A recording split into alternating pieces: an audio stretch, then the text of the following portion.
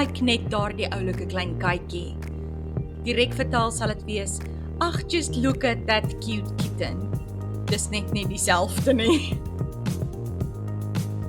O, frak, ek het vergeet om die stoof af te sit. Direk vertaal sal dit wees, oh, death, I forgot to switch off the oven. Nie dieselfde nie.